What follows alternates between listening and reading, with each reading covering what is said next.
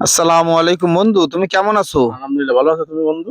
আমি একটু ভালো আছি, কিন্তু আমার মনটা খারাপ। একটা মেয়ে আমাদের যশোরকে নিয়ে কিছু খারাপ মন্তব্য করেছে। যশোর জেলা নাকি অশিক্ষিত মূর্খ বেশি। তুমি এই বিষয়ে কিছু বলতে চাচ্ছ? যশোর জেলা হয়তো সে জানে না। যশোর জেলায় কবিদের জন্ম। যশোর জেলা বাংলাদেশের সবথেকে স্মার্ট স্মার্ট জেলা, স্মার্ট শহর যশোর।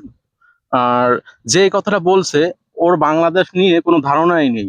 আমাদের 64টা জেলার মানুষই আমরা শিক্ষিত মানুষ। বাট যে বলছে ও অনেক শিক্ষিত, এটাও না। আর সে যে অনেক সুন্দর, এটাও না। তাদের মতো এত সুন্দর, তাদের মতো স্মার্ট, তাদের মতো এত গুড লুকিং মেয়ে থাকতে, তাহলে আর আলেয়া ভাট, তামান্না ভাট এরা নায়িকা হয় কি করে? আর এইসব মেয়েদের, ও জানেই না যশোর মানে কি। যশোর মানেই একটা ব্র্যান্ড।